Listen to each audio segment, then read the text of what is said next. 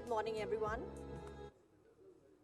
I am Deepika Sangwan, your MC for the day, and it is my honor to introduce this conference, the Sustainable Industry Summit, Bridging the North-South Divide. Let's begin with the lighting of the lamp. I request the members of the inaugural session to head towards the lamp.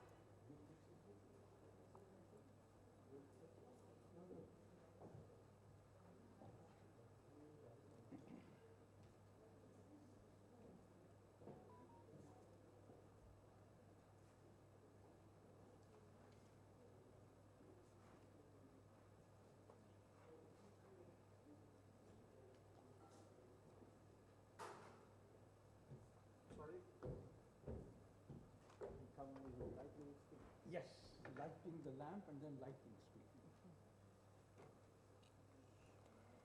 My first task is to welcome the chairman of Global Dialogue Forum, Mr. Moses Manoharan, to the podium for his introductory remarks. Mr. Manoharan served with Reuters, the world's premier news organization, for nearly 2 decades and is now chairman of the Global Dialogue Group, which includes Global Dialogue Forum, India's only think tank with an international footprint, Global Dialogue Review, Foreign Affairs Journal, and Global Dialogue TV. Specializing in geopolitics, the media, and China, he graduated in economics from Madras Christian College and has a postgraduate degree in English literature. He is on the advisory board of Delhi World Foundation Schools in India and overseas. Previously, he set up India's first satellite-linked interactive learning platform with the world's second largest classroom of 18,000 students.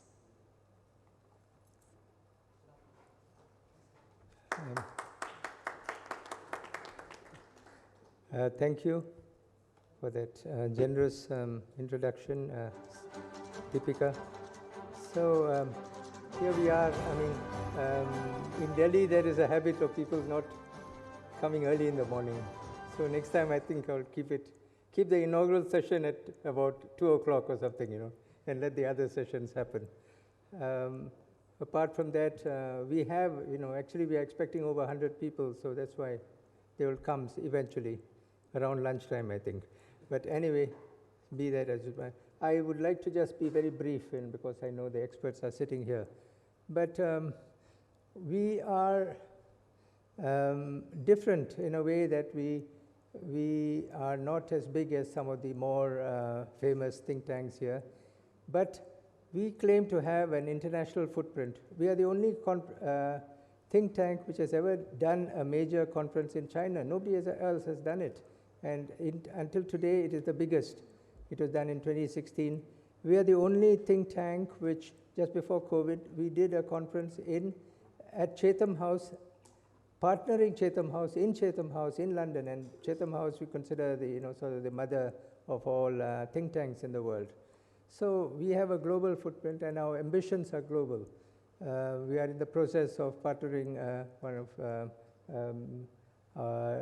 think tanks headed by the person on the extreme end of this table, Dato Tan Sri Ong Tikiat, in Malaysia for an ASEAN think tank.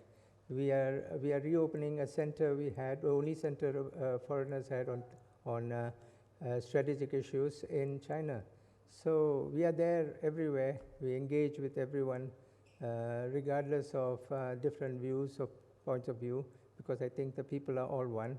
We are not showy, but we are a little bit academic and stress on content and a general unifying theme. So that's why our theme today.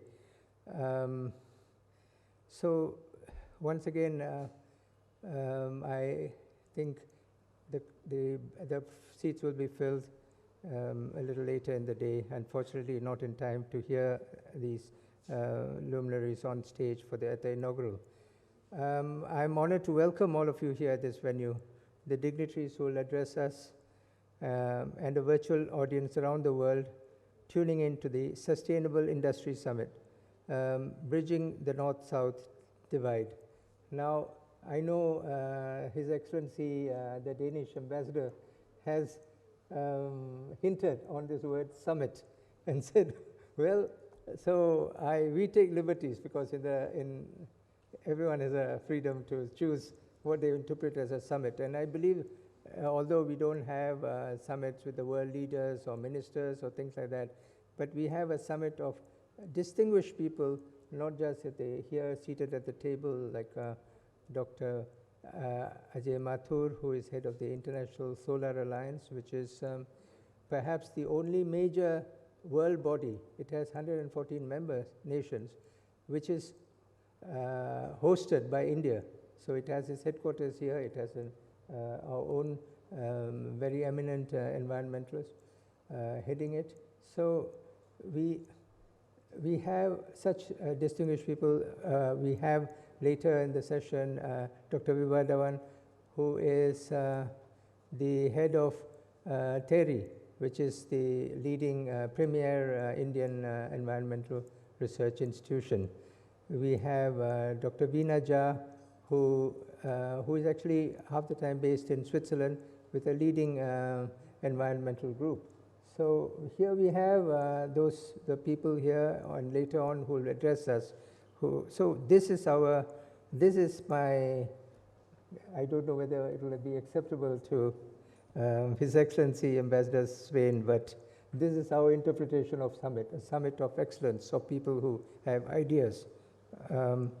We have, at the onset, I must say thanks to our foreign policy journal, Global Dialogue Reviews, managing editor Nisha Ramdas, who is also seated here, who actually does everything in this conference, and without her it won't take place.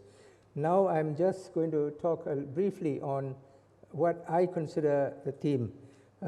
We are saying Sustainable Industry Summit, Bridging the North-South Divide. What is this divide? So at the heart of the divide is the concept, I believe, of loss and damage.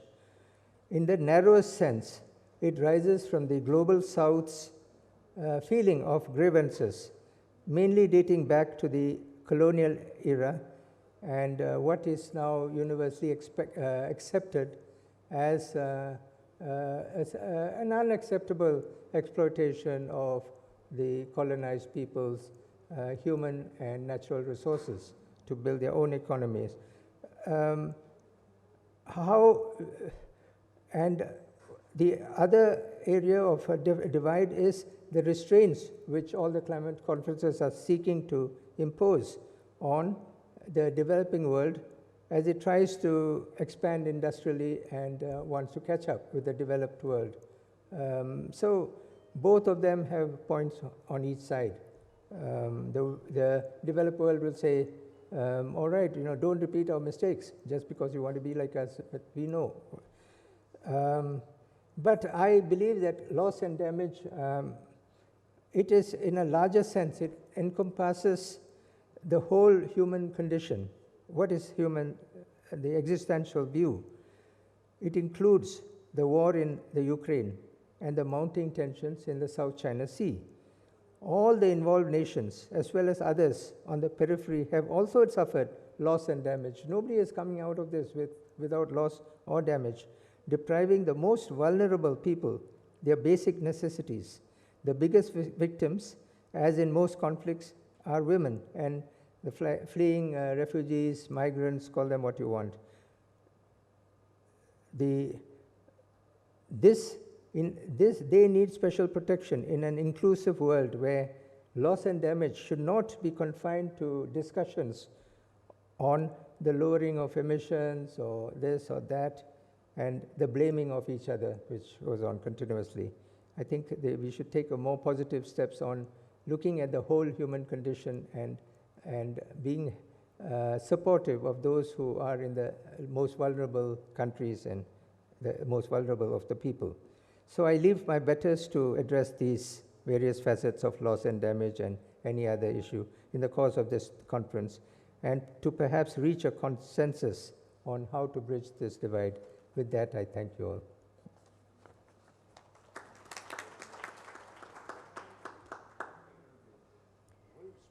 Thank you for those introductory remarks, Mr. Manoharan.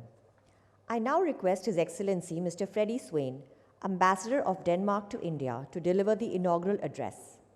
His Excellency Mr. Swain, Denmark's Ambassador to India, Bhutan, Sri Lanka, Maldives and Nepal, is a distinguished career diplomat who previously served at the Permanent Mission to the EC in Brussels, was Under Secretary of the Trade Council, Ambassador Ministry of Foreign Affairs, Trade Policy and Globalization, Ambassador Ministry of Foreign Affairs, EU EPA, and Ambassador to Japan. One of the longest serving ambassadors in New Delhi, he is in himself a much loved institution of this city.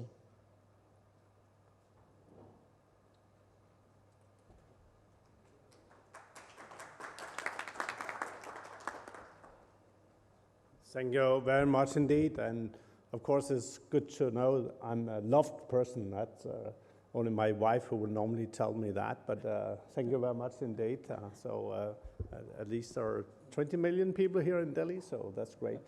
So thank you very much indeed, and truly honored to be able to give you an address today. And may I thank all the good friends sitting on the dais and also the spectators attending this very, very important summit. I put on a green tie, and it's not just to make myself happy, but it's also really to walk the talk a little bit. And I'll try to take you a little bit through how we see it in Denmark and how I see it and why passion is needed to really to bridge the divide. And let me start by saying that this north-south divide is really damaging to what I would call the global efforts to solve the issues that are so important for the future of this planet and consequently for all of us. So can we do something about it? Yes. Should we do something about it? Yes. Why aren't we then doing enough about it?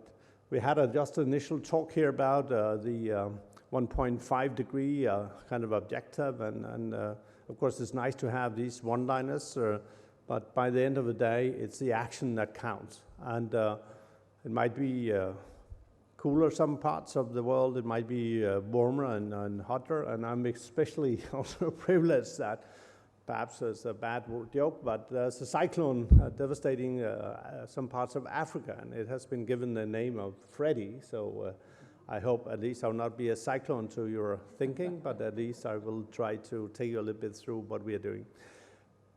When I grew up in Denmark, I was born on a farm, so I know how to milk a cow. We were growing sugar beets and so forth. And in the early 1970s, suddenly, our dream of a fantastic welfare-based society came to an end. Why? because the suppliers of oil from the Middle East suddenly decided to switch off the supply. And I recall that we were not allowed to use our farming devices, we were not machines, we were not allowed to drive cars, all the lifts were stopped, the escalators were stopped. And then I think we realized that dependency on, at least at that time, the only major energy source was quite a challenge.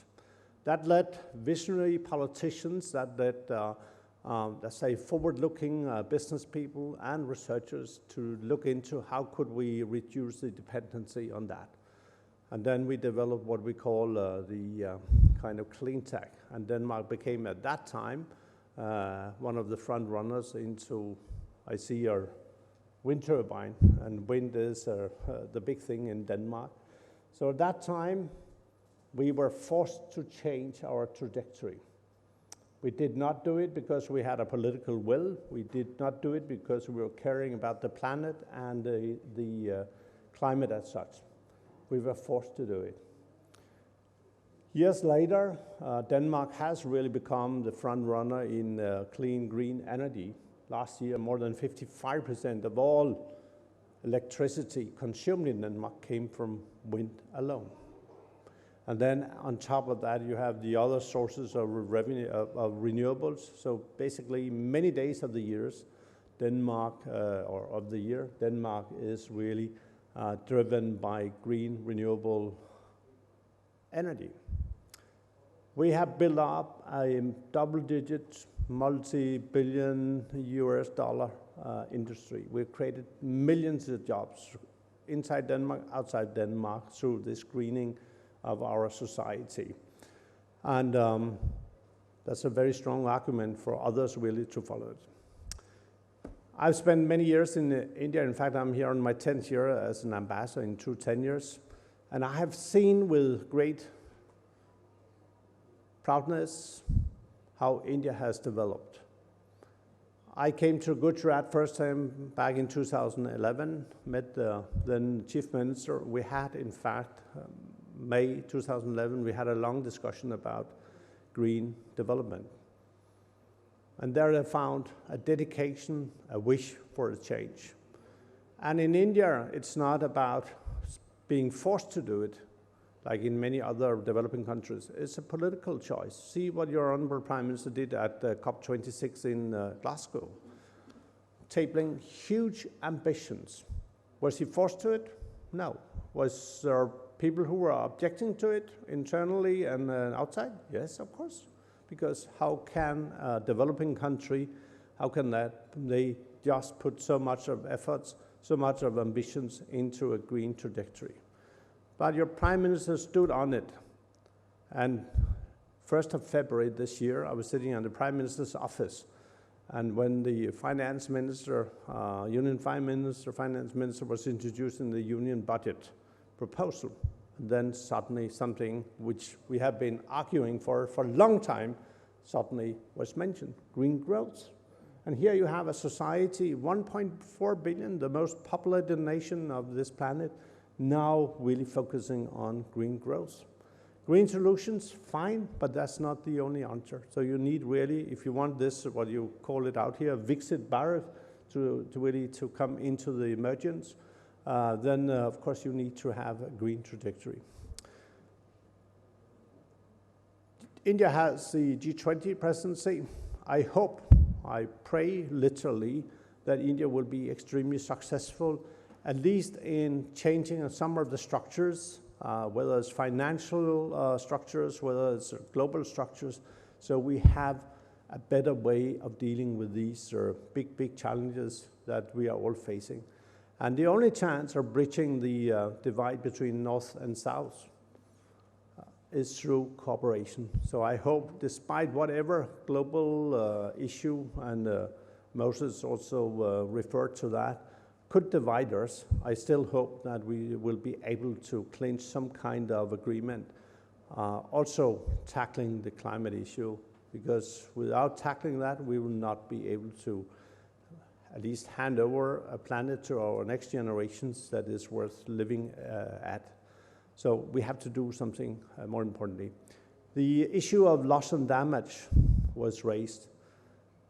Some of you might recall that COP15, in fact, happened in Denmark. It was in November, December. It's extremely cold in 2009. And one of my good friends out in India, Jairam Ramesh, whom I just met the other night, was complaining about everything when he was the minister in charge in 2009. He said it was cold, food was awful, nothing came out of it. And it's to some extent true. Not that food is not good in my country, but perhaps for an Indian it was not the best choice anyhow. But what is more important here, at that COP15, the developed world made a commitment of $100 billion per year for the developing countries. You know, I know, we never have delivered upon it. And it's really a scandal that we did not live up to our commitments. Now we are talking about, really, it's perhaps a late hour, or it's already too late to do something about it. But had we really stood up to our commitments at that time, perhaps we could have had or added a little bit more extra years to a better life for, not for me, but for our next generations and so forth. And perhaps we could have avoided this north-south divide. Don't know, could at least think about it. The Danish government went out last year and said, we are ready to look into loss and damage. The bureaucrats started reacting, the Danish bureaucrats saying, oh, what the minister said was in a different context and so forth. But luckily, the same prime minister with a broader coalition government behind her has reiterated that position. Denmark is for this loss and damage, has to be solved. We cannot come and tell a country like India or other developing nations what to do. We cannot preach and teach. Therefore, this idea of saying that you should stop using coal, for instance, here in India, is a wrong way, seen from my point of view and my government's point of view. We can't tell you to stop using coal. What we can do, and what we are doing through something we call the Green Strategic Partnership, is really to inspire. And don't miss out the word inspire. We like to inspire India, like many other countries who are on the trajectory towards a more green economy. Inspire you to look into what kind of technologies, skills, as your Prime Minister has called it in our context, what kind of skills have we had? What have we developed? What kind of practices have we developed? What kind of experiences have we gained, and so forth? That's the way forward, literally, to inspire a country, a nation like India, to invest even more in the greening of its economy. And therefore, this word of green growth, one of the 7 priorities put into the union budget proposal, is so important, because that is a clear, significant step that will lead a country, a nation like India, really to evolve in a more greener way. India does it because India thinks it's the right way. Nobody has forced India to do it, and nobody forced your Prime Minister to mention the 500 gigawatts of ambitions on renewables and so forth. It is a political choice. Back in the early 1970s, we had no choice. So, ladies and gentlemen, that's the way forward, really to take action. And therefore, when your Honorable Prime Minister launched this Mission for Life, the 20th of October last year, that is really coming to the core of my own passion, because you can ask all these brilliant people up there, you can ask all of yourself to do a lot of things, you can ask your government, you can ask the UN system to help you out. But if you do not take individual responsibility, then we will not be able to solve any of these issues, whether it's about climate, whether it's about the SDGs as such. So it's time really for action. Let me conclude by mentioning the Green Strategic Partnership between Denmark and India. And that is a bridge. It's not a divide. It's a bridge because it's based on no teaching, no preaching. It has 5 S's. scale of India, and you can call it the scale of Global South if you would like to do that. Scale is not just how many people, the length of the coastal line, and things like that. It's about the capabilities and capacities and the talents that you will find in a country and a nation like India. But it's also skills. And Honorable Prime Minister said, India has the scale, Denmark has the skills. And we always add that India has a lot of skills as well. That goes for all the developing countries as such.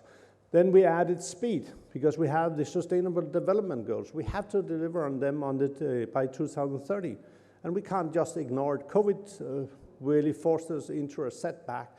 And now we are all investing in too many different things, which basically will not help the fight against the climate changes and poverty and all that. So speed is there.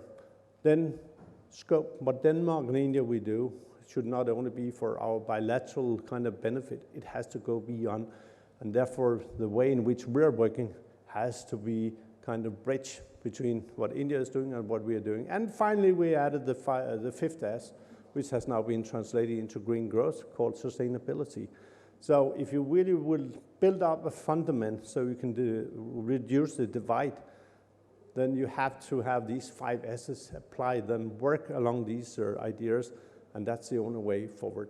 Last but not least, I will say, coming back to COP15, where we committed really to pay these 100 billion of US dollars. In fact, Denmark has decided last year to honor our contribution of these 100 billion US dollars, so that you can find in our budget proposal and our budget law. So we are not only talking, but we are also walking. So when you are falling asleep after a lengthy but not boring speech, but based on the 5 S's, don't forget the green tie. Yes. It means a lot. Thank you very much, and keep up the spirit. Dhanyavad. A little bit more of energy, huh? Yes. Yes, my friend, sir. Thank you. Thank you, Your Excellency. I now request Mr. Jayakumar G., Group President and Managing Director, Valeo India, to deliver a special address on Indian industry and conforming to the EU's environmental standards. A seasoned professional in the automotive industry, Mr. Jayakumar previously held leadership positions at Lear Corporation and Bosch. A mechanical engineer from Coimbatore Institute of Technology, he completed the Valeo Global Management Program at CEDEP, the European Center for Executive Development, located at INSEAD, France, and is a certified Six Sigma Black Belt.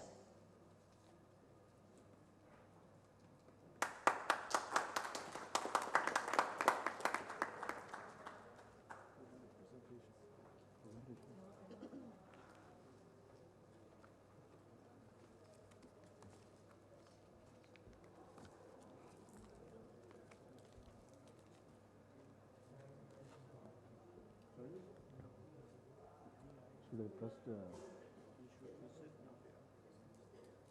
Should I do the...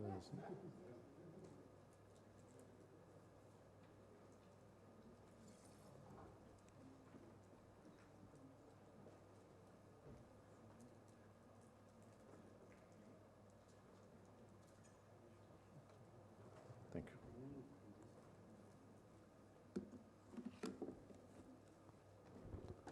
Good morning to all of you. First of all, I thank Global Dialogue Forum, Mr. Moses for inviting me for this session, and Mr. Pierrick for this opportunity. Thank you, distinguished speakers, and we have August gathering here with all the eminent personalities. I think I'm the odd one out representing the industry here. Just before I get into the topic, the adapting global sustainability values to domestic industries. So I would like to set the context. So before going to the subject, I just want to explain about our company Valeo. Valeo is a global automotive supplier to the OEMs. With a diverse product portfolio in powertrain systems, thermal systems, lighting, and comfort and driving assistance, which is ADAS and auto park solutions. As you all know that there is a massive transformation happening in the automotive industries towards greener, safer, and smarter mobility. And Valeo has invested in the last decade significantly on R&D, and the investments have gone in to be future ready for all these transformation, particularly on electrification.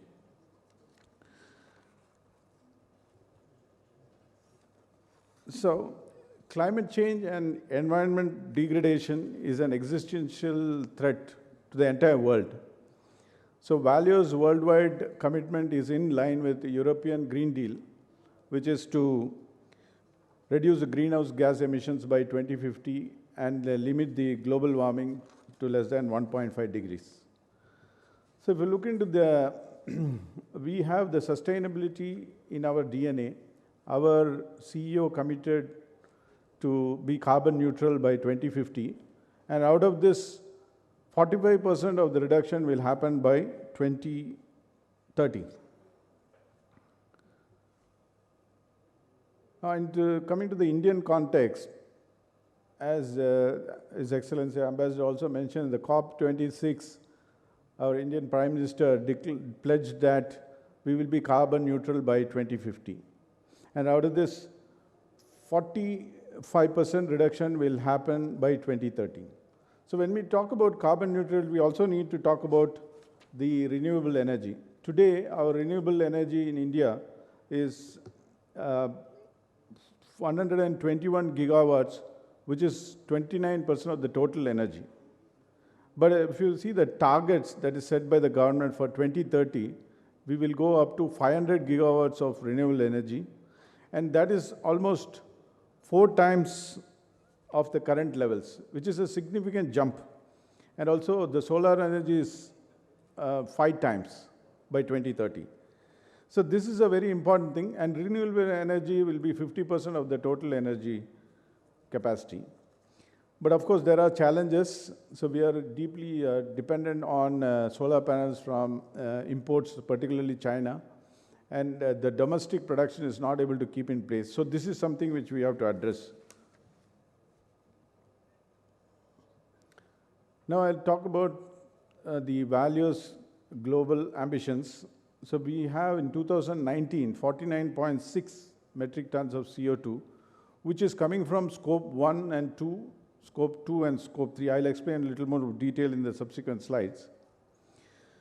So this is, scope 1 and 2 comes from the operations. Scope 3 upstream comes from the suppliers or the supply chain, and scope 3 downstream comes from the products or the end use of the products.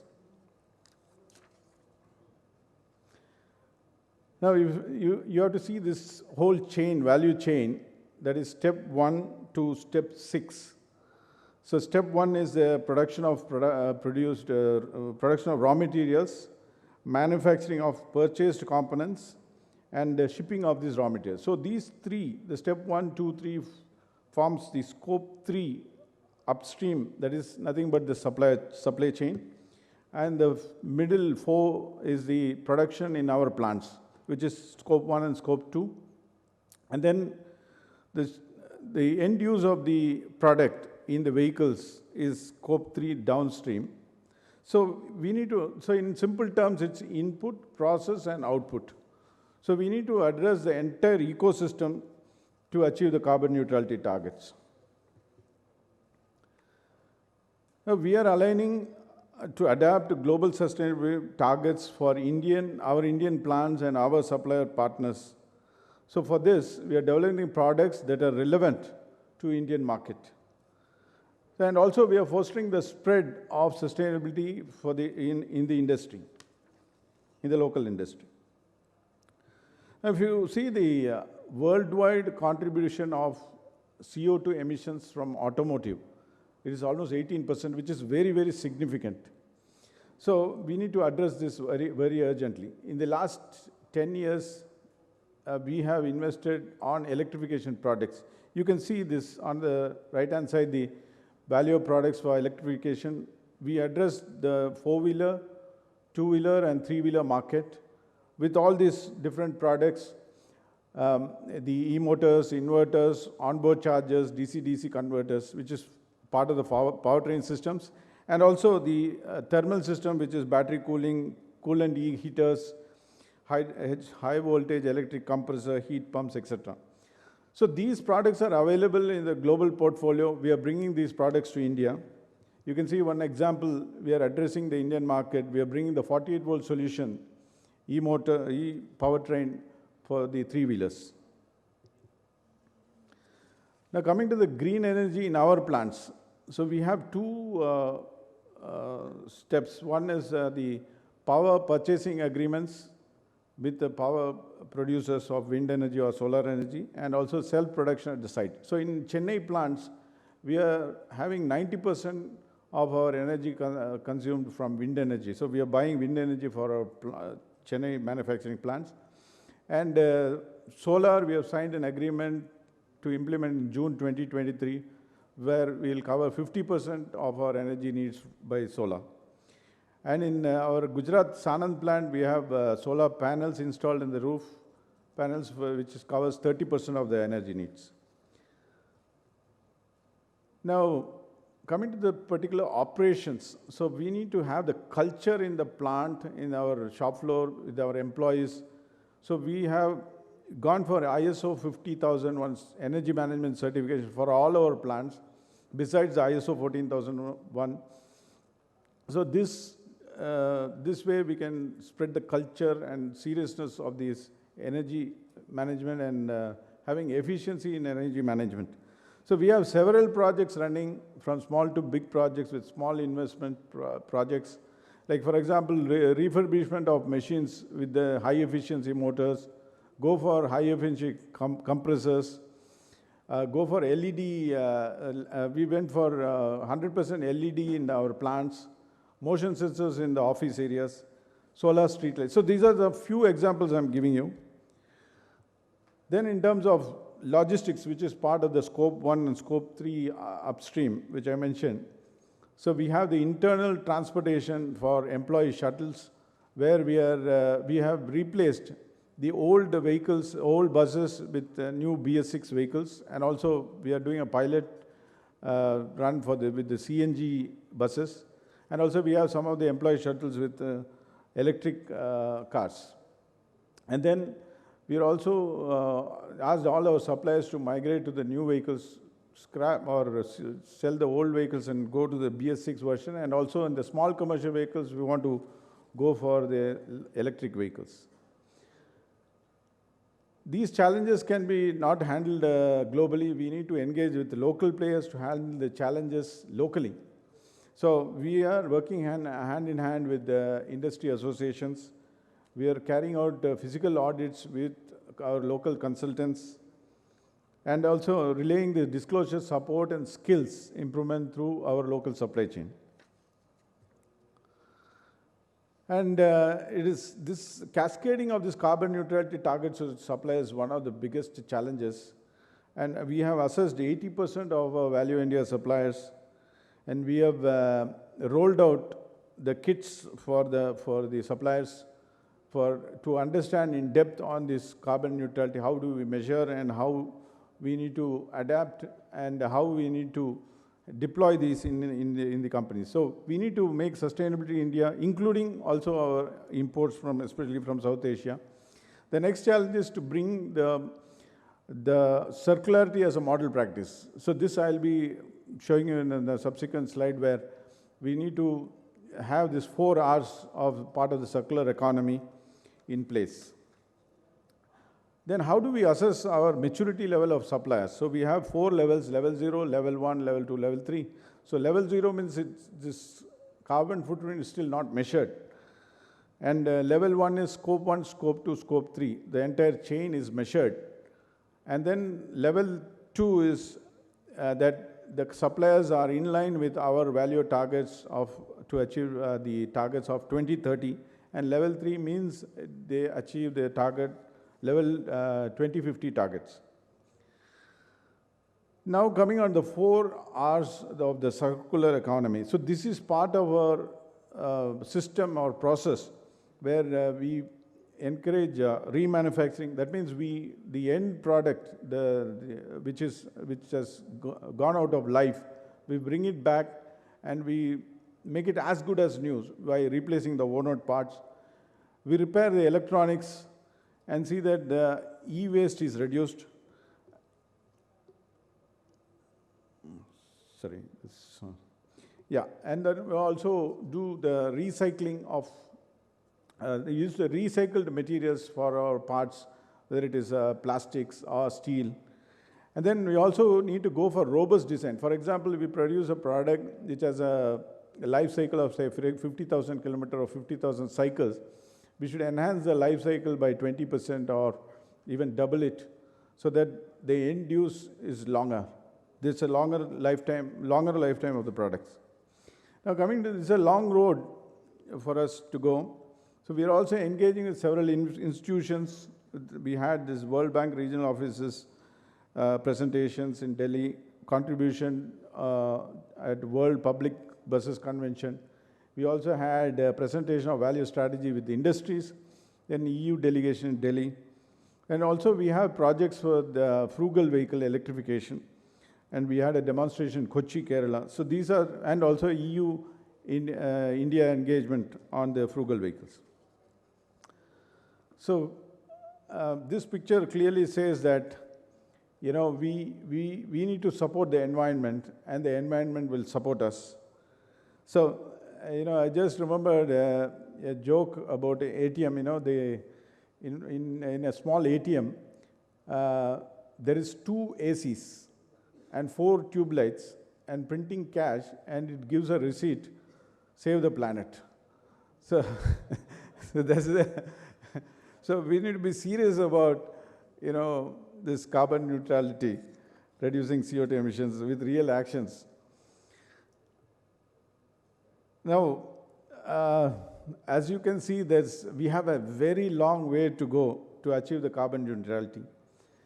We can achieve this by collaborative effort from the government, institutions, and industry. And it is possible.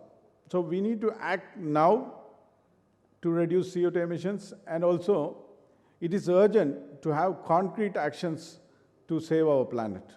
Thank you very much.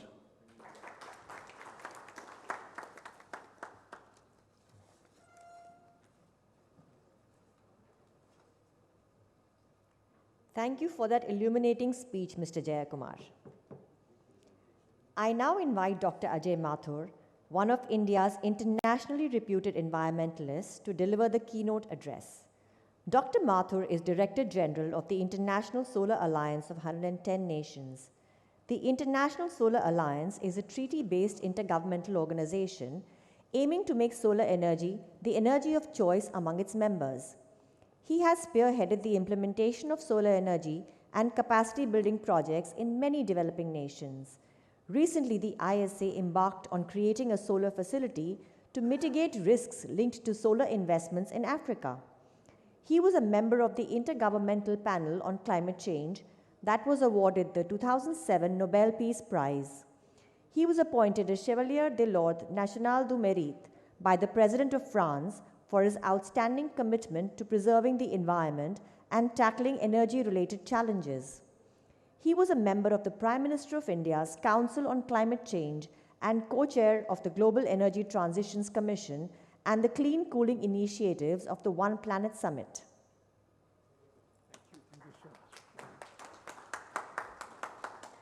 Thank you very much. Dr. Moses Manoharan, Ambassador Freddie Swane, Mr. Ramdas, friends. It's a pleasure to be here, and especially to be able to share my thoughts on bridging the North-South divide as far as sustainable development and the sustainable industry is concerned. As we start on this, the first question that hits us is, where is the divide? Freddie, of course, spoke about it, and expanding on what he said, let me focus on two particular areas where I see this divide occurring, and this therefore would lead to the kinds of bridges that we need. The first is on the development of technologies. Yes, there are the values. There is also a Danish company, Danfoss, which is based again in Chennai, designs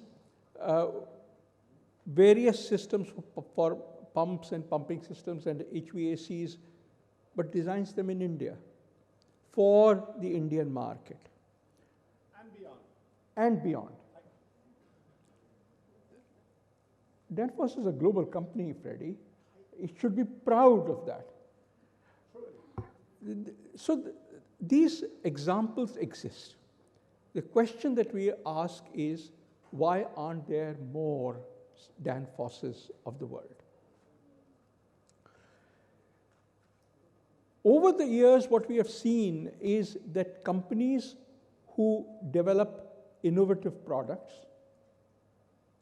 whether, and this has been true whether it was in the basic manufacturing, whether it was steel making many 100 years ago, or it was to do with computing 50 years ago, or it has to do with the renewable energy now, we have seen that the innovation typically occurs in smaller firms, which obviously have, on the one hand, resources, financial resources, but much more importantly, human resources. They develop.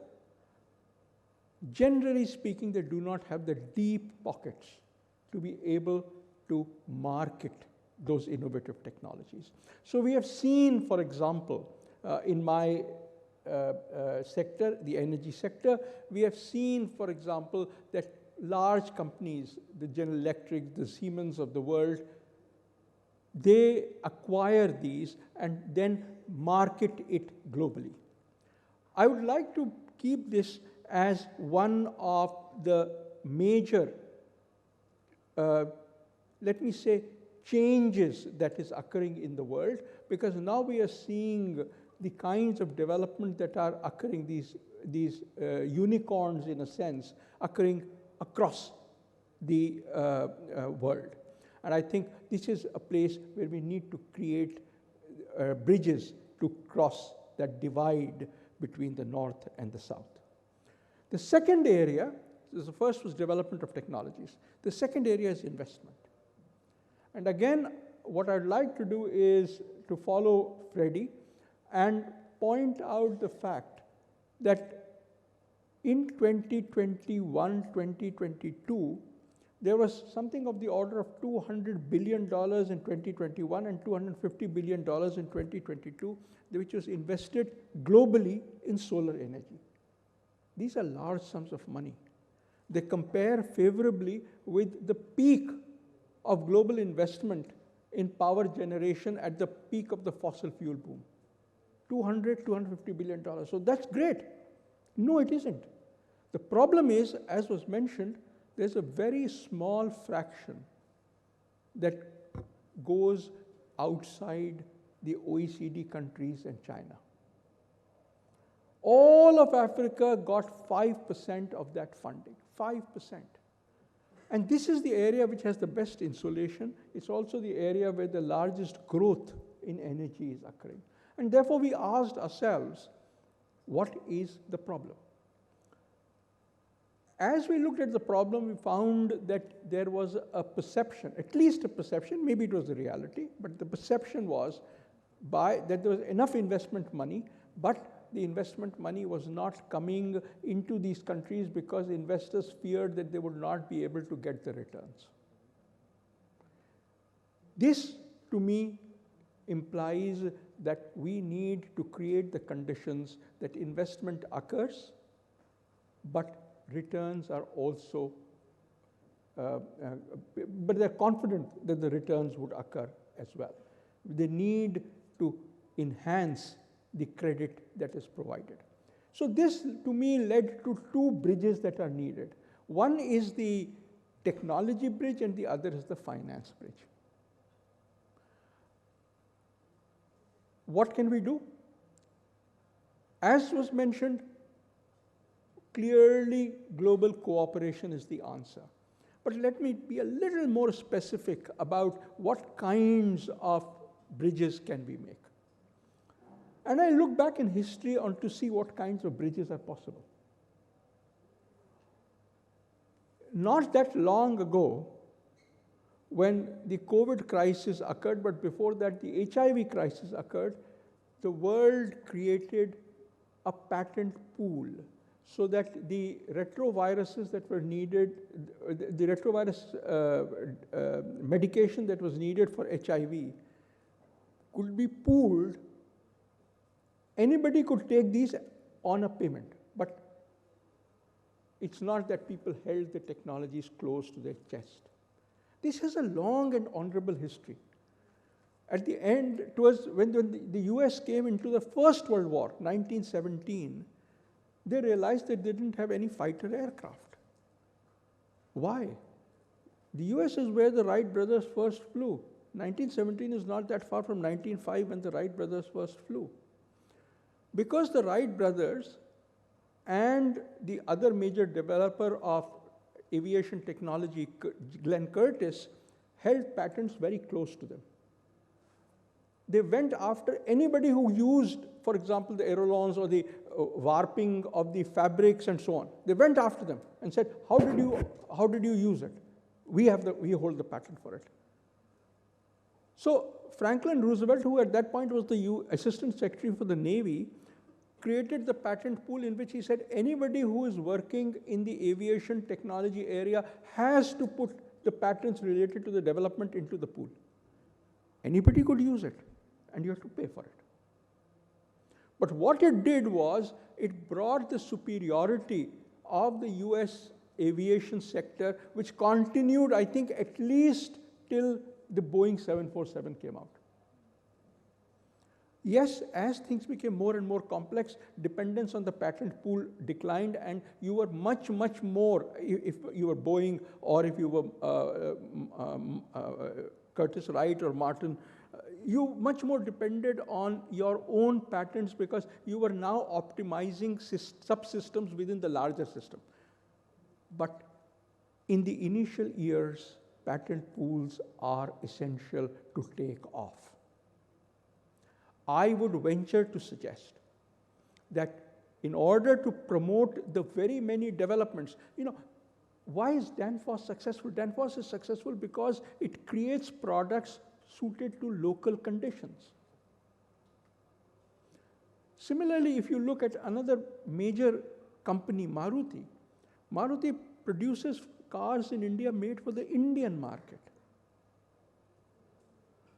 Yes, of course, they export it, but the cars are designed for the Indian market. That is only possible if you have access to the technology.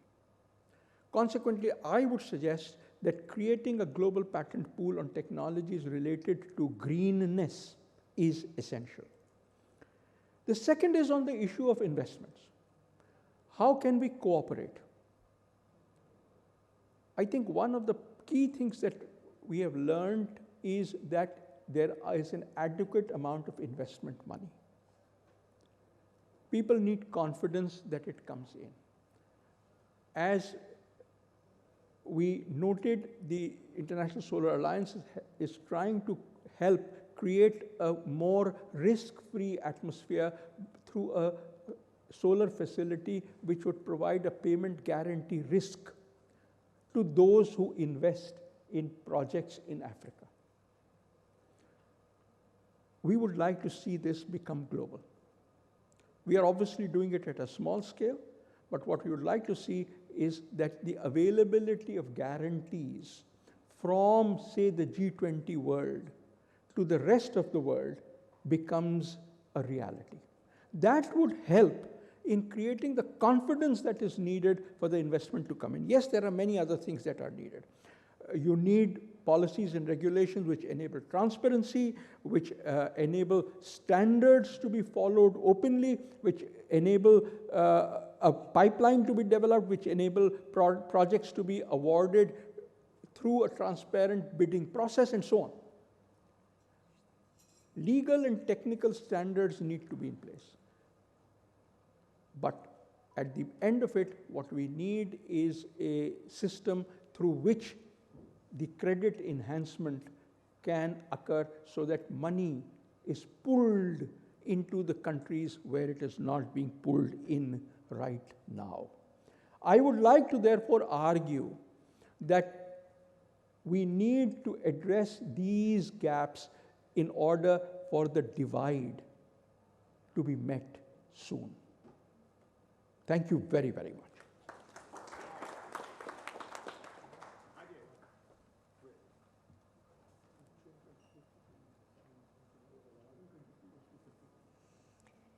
We were indeed privileged to listen to your views, Dr. Mathur. I would like to welcome Tan Sri Datuk Ong Ti Kiat, Chairman, Center for New Inclusive Asia. He is the head of CESDA, which is partnering with the GDF.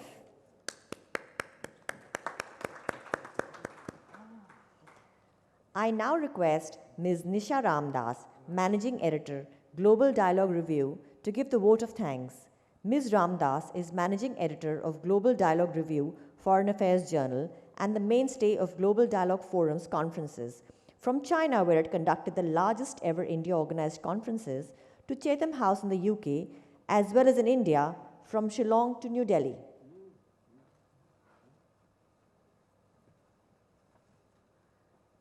Dear ladies and gentlemen, it is my privilege to thank you all for participating at the Sustainable Industry Summit, Bridging the North and South Divide, organized by Global Dialogue Forum, the European Union, the Club of Rome Indian National Association.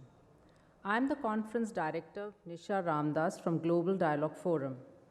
We are grateful to His Excellency, Mr. Freddie Swain, Ambassador of Kingdom of Denmark to India, for giving us time to be at our inaugural session. We are supported by the Martut Group, represented today at this conference by Mr. Rakesh Diwan, Senior General Manager. We also thank Value India Private Limited and Mr. Jay Kumar Ji, Group President and Managing Director, Value India, for their valuable support. We are grateful to Mr. Radhakrishna Nair of SOMA for his support and being a constant on our journey. We are thankful to Mr. Pranav Gupta and Prince Publication, our publishers, for our journal, Global Dialogue Review. We are thankful for the enormous help and support received by Mr. Satyamurthy, the Chairman, Center for Economic and Sustainable Development, Malaysia, and Mr. Gokul Jayakumar, the Secretary of the Center. I must place on record that this summit was shaped by the efforts of our partner, the European Union, led by Mr. Pierrick Fellon as Shida, First Counselor, Head of Research and Innovation Section, Delegation of the European Union to India, who has greatly assisted us in making this a success. We acknowledge the contributions of our other partner who have also helped us in shaping the summit, the Club of Rome, the Indian National Association led by its chairman, in India Chairman, Mr. S. Ramadurai, Dr. Ashok Khosla, and the former General Officer Commanding-in-Chief, Southwestern Command, Lieutenant General Arun Sani. They too have greatly assisted us. We have a glittering array of speakers, both Indian and foreign, being present here to put forward their views on sustainable industry. From Dr. Ajay Mathur, Director General, International Solar Alliance, Dr. Vibha Dhawan, Director General, the Energy and Resources Institute, TERI, Dr. Harshvardhana Singh, former Deputy Director General, World Trade Organization, Dr. Pradipto Ghosh, IAS retired, a former member of the Prime Minister's Council on Climate Change, to Dr. Veena Jha, former Indian coordinator of United Nations Conference on Trade and Development, all who will greatly contribute to the conference. Other eminent speakers include Ambassador Manjeev Singh Puri, IFS, former Indian Ambassador to Nepal, Dr. Prashant Goswami, Chairman, Institute of Frontier Science and Application, Ms. Farishte Setna, Senior Partner, DMD Advocates, Mumbai, Dr. Koiramba Singh, Assistant Professor, Department of Political Science, University of Delhi, Mr. Ankit Aniket Gansham, Manager, Waste to Wealth Mission. We thank our international speakers for adding their perspectives to our conference. Tanshri Datuk Onk Tikit, Chairman in Center for New Inclusive Asia, Professor Rashid Uz-Zaman, Department of International Relations, University of Dhaka, and Dr. Laura Yereksheva, Professor at the Al-Farabi Kazakh National University, Almaty, Kazakhstan. We express our gratitude to the tireless work of those from Global Dialogue Forum, EU, and the Club of Rome, India, and the event managers Vango, led by Mr. Ishan, Harsija, and Divya, and Mukesh at the Ashok, without whose efforts this conference would not have taken place. We are grateful with the generosity of Lapera with their hampers. And we are overwhelmed with you, our audience, especially the students of Department of Environmental Science, Jamia Millia Islamia. Last but not the least, we thank our MC, Ms. Deepika Sangjman, for her contribution at the conference.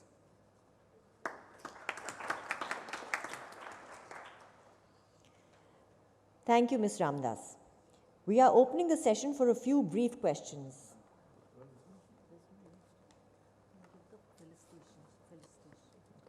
Any questions? We gave all the answers already. Excuse me. You know that Dr. Mathur is a bit busy for another event, but we are just restraining him, sir, just for a couple of questions. Couple of questions. If anyone is giving a question, we would like to. General Sani. General Sani is, I tell him, he's a double general. He's a general in the Indian Army and Director General of the Club of Rome, India. General Sani? Sir, I'd just like to say that I'm very impressed by the talks by all of the speakers, but I'd request that the ambassador is present here. Can we just request you, I agree with you that the kind of effort that Denmark has done has been brilliant, and undoubtedly I think it's been a landmark for every other country to follow. But more importantly, I think, sir, which is of course a subject which is going to come up in the session subsequently, but as you're present here for this short while, with this Russia-Ukraine war that's happened, sir, the whole national NDCs, things which Europe and the developed world has put, seems to have gone into the dustbin. How do we tackle this challenge? I mean, it's an issue. I have a few points of my own, but I would love to hear your presence because this is an area which impacts all of you very intimately and very closely, and it is going to make a great difference on countries like ours. Thank you.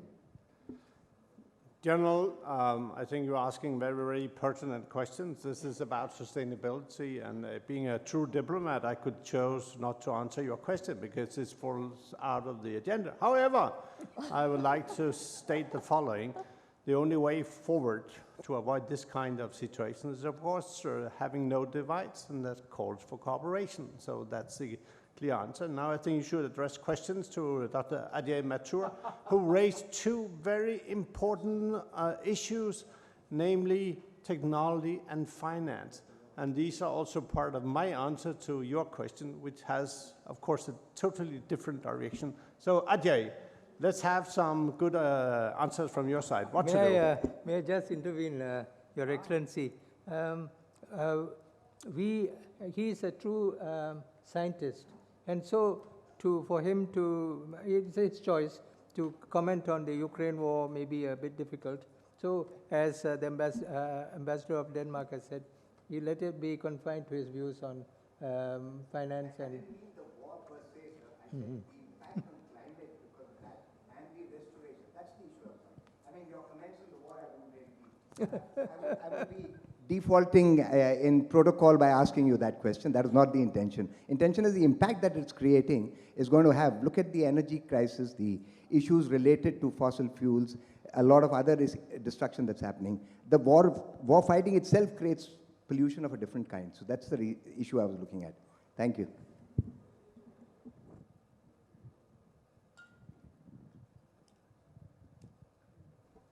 Freddie, I'll answer this question for you.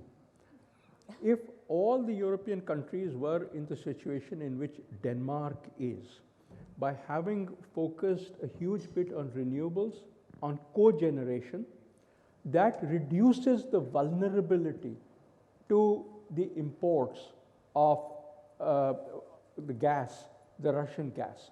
Now, as you look across the European continent, the impact has been in countries where there was a lot of work on renewables for electricity, but there wasn't an equal amount of work on the use of gas, particularly for heating, whether of homes or of industry.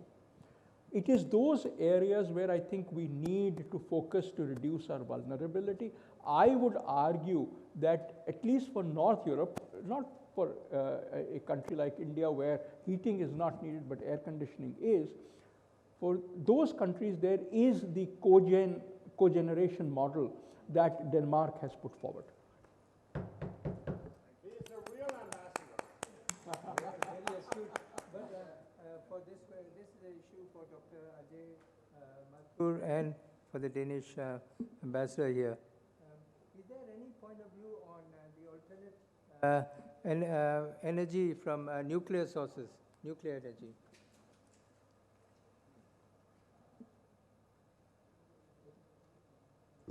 No, yeah, I mean, the Danish population had a referendum. They declined to utilize nuclear, but it's obviously something that we're not preaching or teaching about, so it's up to those who would like to include that in the energy mix. But I'm only for the green development, so I will hand it over to Ajay. What we have seen is that yes, nuclear is a zero carbon emission option. Yes, it is. However, it is also an extremely dangerous option, primarily because of the safety reasons, which is the reason why in Denmark or in Germany you had the referenda to not go in for any more nuclear. But I think the problem today is that of economics. Nuclear power is so much more expensive. I mean, in India, nuclear power plants, except those which were made very early and therefore have a very low cost, otherwise nuclear power plants don't get merit order. We need to address this issue of the cost of nuclear power. We are told that modular reactors that are under development will both be safer as well as cheaper. I look forward to that development. Thank you. I think now we are coming to an end, but still there are a lot of students here. Is there anyone who will give one last question? Oh, there's a young man over there. Over there. Okay, There's please. a student. Yeah, my question is to Dr. Ajay Mathur. Good afternoon, sir. So I have a very simple question. As a fresher in technology industry, I have a question that as the EV market is growing in India, and what are the possible challenges we could face in recycling of e-waste?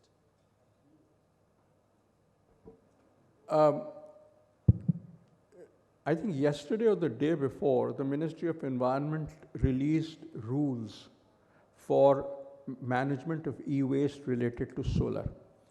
Essentially what they've done right now is said that, listen, you need to store this waste which is produced. What the order doesn't say, but I think is we hope that by 2035, that's the time till which you have to store it, we hope that by 2035 there would be recycling technologies that would be there. Now, I wish it was simple. The problem lies because solar technology is a technology that is changing very fast, and the technologies in 2035 will be very different from the technologies of today, just as the technologies of today are very different from the technologies of 2000. Which means that even if you are able to recycle, what do you recycle it for? You don't know. Consequently, the only way out is to be able to separate out all the material that go into it. This means that we need to manufacture it now so that it is dismantleable in the future. This means standards. That is what we need to focus on at this moment. Could I add, Denmark is very famous for wind turbines, and we have been facing exactly the same problem with waste. The blades used to be manufactured from glass fiber, and there was simply no way of recycling it. But after so many years, now there's a technology present which can be used for recycling these blades. So I think technology and practices over time, and of course standards at some point of time, will help us dealing with some issues that we are not thinking of today and do not have the capacity to deal with, but it will come eventually. But let's act smart already when we are introducing these technologies and not just parking all the challenges for the next generation. So, dhanyavad. Thank you, sir. Thank you so much. With this, we end the inaugural session. The speakers will now be presented gift hampers from L'Opéra, which is inspired by the quintessential French salon d'été and high-end culinary offerings.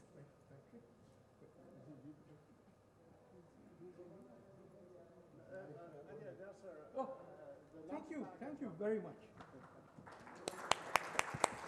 I look forward to eating all of this myself. Is it sustainable? Sharing is okay. Don't ask me to share this. Is it sustainable?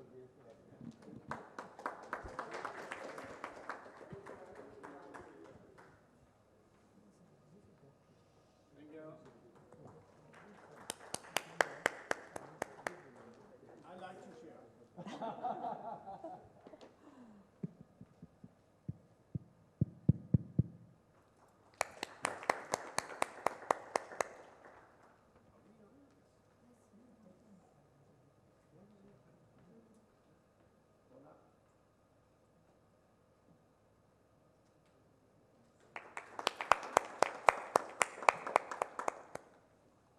Thank you very much indeed. It was a great honor and pleasure. Thank you.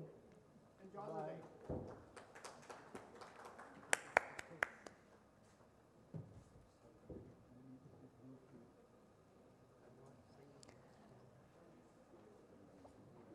Our first session is on global solutions to protect both the environment and economic growth in the Global South. I will now introduce the distinguished guests. The session's chairperson is Dr. Vibha Dhawan, Director General of the Energy and Resources Institute, India's premier environmental institution. Dr. Dhawan has been associated with TERI since 1985. She served as the Vice Chancellor of TERI School of Advanced Studies from 2005 to 2007. She's a Fellow of the National Academy of Sciences, India. Dr. Dhawan is actively involved in research as well as policy development, both at the national and international level. She is a task force member of numerous committees from the Department of Biotechnology to the Biotechnology Industry Research Assistance Council and the Biotech Consortium India. She has successfully completed several international assignments, such as coordinator for the Asia-Pacific Consortium on Agriculture Biotechnology, advisor to the Director General, the International Maize and Wheat Improvement Center, and Deputy Director of the Research Partnerships and Coordination with the Borlaug Institute for South Asia. She has served on the boards of prestigious organizations in India and overseas, including the Jawaharlal Nehru University, Ambedkar University, the Ayurveda Foundation, and the Center for Agriculture and Bioscience International. She was instrumental in the establishment of a successful micropropagation technology park at TERI. Her other major achievements include developing e-content for the postgraduate program in biotechnology for the University Grants Commission. Her recent research interests are in the area of biofuels. She is currently the coordinator of the DBT TERI Center on Integrated Production of Advanced Biofuels and Biocommodities. She was awarded the Indian Women Achievers Samman in 2017, the Women Leadership Agriculture Award 2016 by the Indian Council of Food and Agriculture, the Kamal Kumari National Award for Science and Technology, and the first All India Biotech Association Award in 1998. She has authored several books and other publications. Welcome, Dr. Dhawan. You'll be introducing others? Yes, I will. The first speaker will be Tan Sri Datuk Ongdi Kiat, Chairman, Center for New Inclusive Asia. He has been Malaysia's Minister for Transport and Deputy Speaker of Dewan Rakyat, the lower house of Parliament. He combines expertise in mechanical engineering with geopolitics, as well as Chinese language creative writing with penning political commentaries in both Chinese and English. Besides more than 25 years of involvement in Malaysian federal politics overseas, he was an Executive Council member representing Southeast Asia in the Commonwealth Parliamentary Association. The next speaker is Professor Rasheed-uz-Zaman of the Department of International Relations University in Dhaka, Bangladesh. He has a master's in security studies from the University of Hull and a doctorate in strategic studies from the University of Reading, United Kingdom. He has been a Fulbright visiting professor at Vanderbilt University, USA. Dr. Zaman works on strategic and international security issues and has spoken and written extensively on Bangladesh in US peacekeeping missions. Dr. Rasheed is a regular speaker at the National Defense College, India's Defense Services Command and Staff College, the Bangladesh Institute of Peace Support Operation Training, and the Foreign Service Academy. The final speaker is Dr. Veena Jha, an internationally reputed economist advising governments and international organizations on trade and development issues. She is currently with the International Institute for Sustainable Development in Geneva. It is an independent think tank working to shape and inform international policy on sustainable development governance, and Director Maguru Consultants. She works with think tanks and universities across the globe to provide guidance and expert knowledge. She has extensive economic policy experience in international trade, investment, sustainable development, energy economics, regional trade agreements, and development. She has also authored books and taught at Oxford, Delhi University, and the University of Warwick. Dr. Jha spent over 15 years working for the United Nations Conference on Trade and Development, including as coordinator of UNCTAD's India program. She has also worked with the European Union, the World Health Organization, the UN Environment Program, the International Labour Organization, the UN Research Institute for Social Development. I will now hand over the session to the chairperson to deliver her own address and to conduct the proceedings.